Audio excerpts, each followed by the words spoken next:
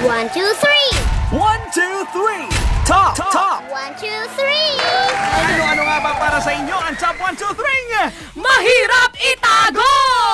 Eto na, lalabs, pasok sa ating top 3. Pasok sa ating top number 3, lalabs, mahirap daw itago. Ito ang Pimples! Pimples o dimples? Pimples, lalabs. Pimples. Pero nung tinitignan ko, lalabs, para namang hindi pimples Ano ba? Parang pigsana eh. Ang laki. Patingin nga. Patingin mo, Ay, lalabs. hindi na to pimples, lalabs. Ano na yan, lalabs? Hindi ka ba familiar sa moon? Sa moon? Oo, sa mga craters. Wow!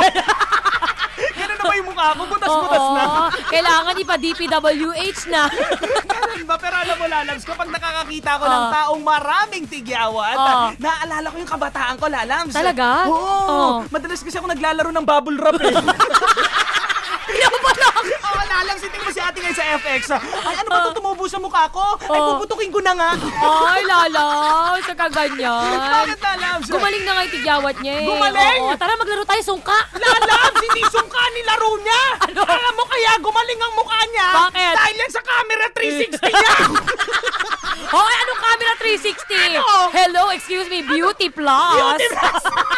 Kapag hindi na kinaya ng camera 360, Oo. parang kayo ng ibang application. Yes, Beauty Plus with a slimming factor. Ganyan. Wala lang. May kinala akong ganyan na gumagamit ng Slimming Plus. Pero Wala lalabs. akong mag-judge. So ayun na nga, diba? Yan nga pimples. Kahit anong palitada ang iyong gawin, subukan mo man lahat ng foundation at BB cream, ganun pa rin. Ang ending niyan, lalabs, Ano? yung mukha mo naging uri ng kakanin. Kakanin ba? Oo, sapin.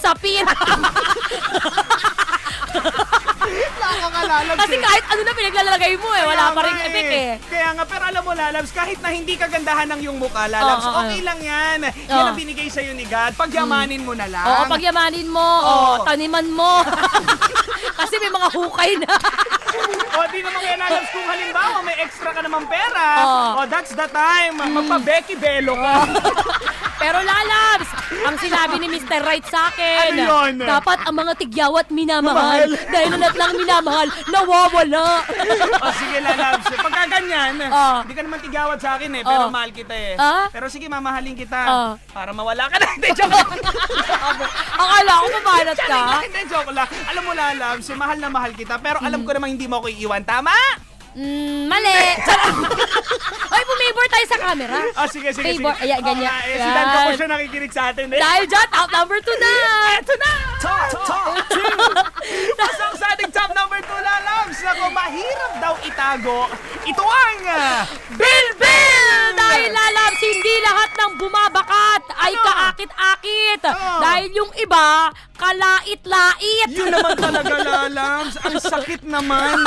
Ang sakit naman. Buti na lang yung camera nakatutok sa'yo ngayon. At buti na lang, lalabs, Ano yun? naka-jacket ka ngayon. Ito nga gusto ko forma, lalabs eh. Para hindi halata yung bilbil. Isinalba ng jacket ang iyong mga bilbil. Kapag kaganyan, lalabs, lagi ka magsusuot ng black. Bakit, lalabs? Oo, para hindi mahalata, di ba? Ganun ba? Oo, pero kung suot mo naman black, pero hapit na hapit naman, utang na loob. Mamili ka naman. Oo nga naman. Mag-jeta kayo na solusyon, lalabs. Oo, ganyan. Pero sabi nila, lalabs, no, mahirap nga naman daw talaga itago ang bilbil. Lalo na kung ang bilbil mo, lalabs, parang wedding cake. Bakit? Abay, 3 layers na eh. Ang sarap, ano flavor? Flavor? Ano flavor? Black forest, mga ganyan. Hindi, lalabs. Ano? Sour cream. Wow.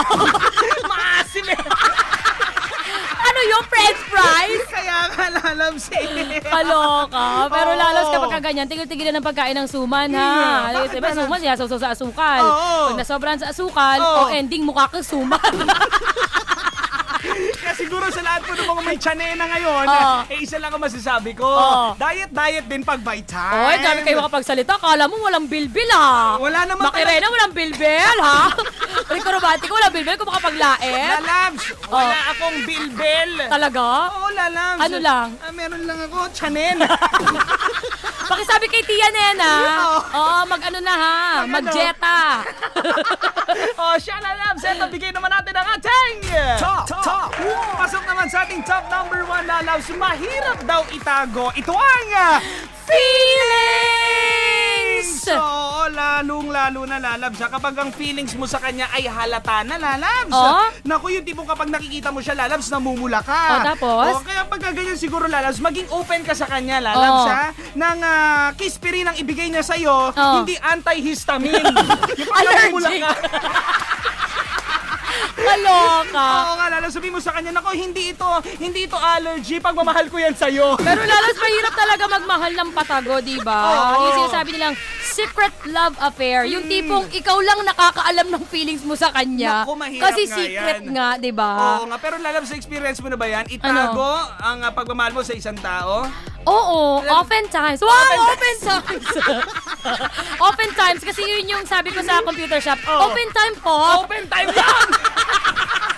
Pero alam mo ako, lalabs, ayoko talagang itago ang feelings ko sa'yo, lalabs. Bakit? Kasi hindi ko matitake na may iba kang katabi.